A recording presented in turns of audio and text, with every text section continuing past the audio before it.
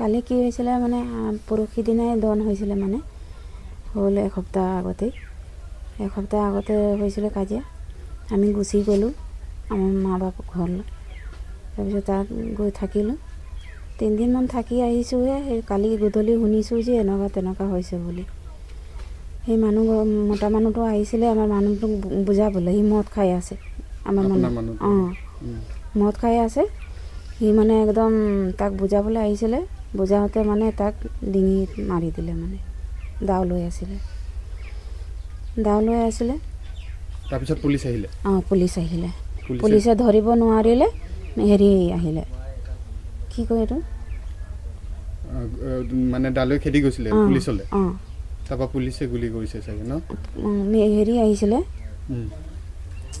এইটো কি বুলি কয় ভিডিঅ'ও আহিলে। ভিডিঅ'ও মানে হেৰি কৰিব নোৱাৰে আকৌ। তাৰপিছত গুলিয়াৰ কাৰণেহে তাক আৰু ধৰিব পাৰিলে।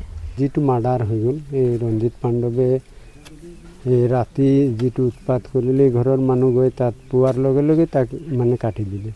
কাটি দিয়াৰ পিছতে আৰু পূৰা হাল্লা হুলস্থুল কৰিলে। তো ভিডিঅ'টোৱে ডাইৰেক্ট থানালৈ ফোন কৰিলে। ফোন কৰি আৰু থানাৰ মানুহক মাতিলে। তাৰপিছত থানাৰ মানুহ আহিও তাক কণ্ট্ৰল কৰিব নোৱাৰিলে। যেতিয়া সি চবকে কাটি তেতিয়া দাও লৈ যেতিয়া লাষ্ট সময়ত পুলিচকে মাৰিবলৈ ওলাই গ'ল তেতিয়া উপায় নাপায় যিমান চব ওলাই গ'ল একেজনে ভিতৰত মানে বন্দী হোৱা লেখীয়া থাকি গ'ল। বেলেগ ছাইডত গুচি গ'লহি। দেখিলে যেতিয়া তাৰ উপায় নাই। ৰঞ্জিতে বিয়া আছে তাৰ ল'ৰা ছোৱালী 5জন আছে, ছোৱালী 4জনী। সদায় এনেকৈ কয় এই মানে হৈ গ'ল আজি কিমান দিনৰ পৰা এনেকৈ উৎপাত কৰিয়েই থাকে।